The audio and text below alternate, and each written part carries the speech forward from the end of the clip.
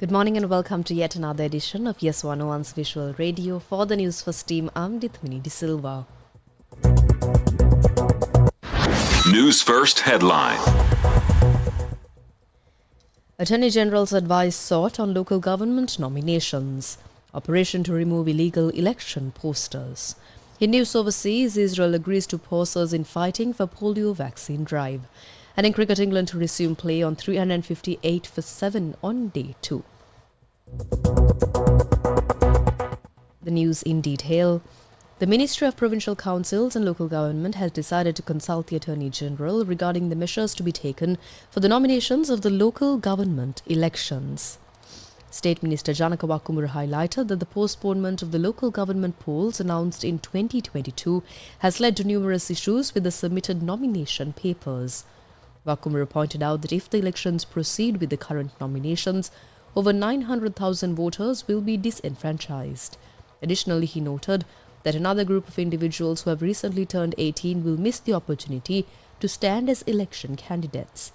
The Election Commission has announced plans to make necessary arrangements to hold the local government elections as soon as possible in compliance with the Supreme Court ruling.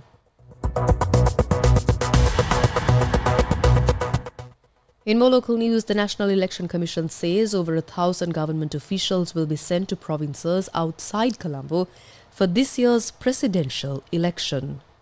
They will be sent as chief counting officers and assistant returning officers. The Commission says they are being provided training these days.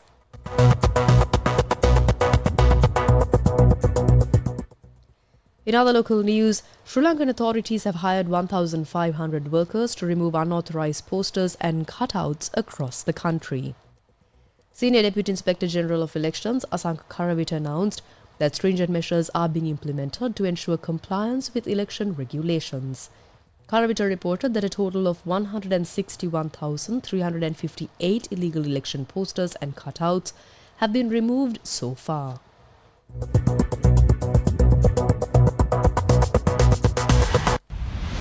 International news.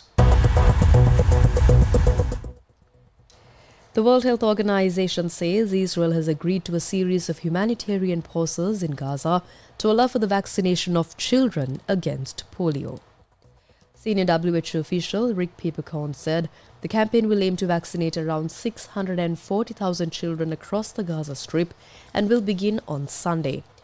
It will be rolled out in 3 separate stages, and during each stage, fighting will pause for 3 consecutive days between 6 a.m. and 3 p.m. local time.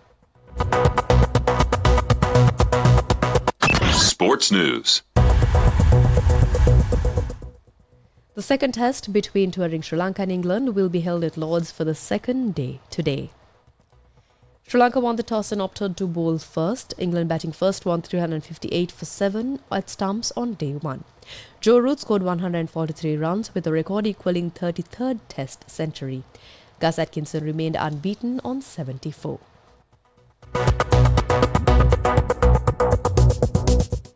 And that's a wrap of this edition of YES101 Visual Radio. For the Newsfirst team, I'm Dithmini De Silva.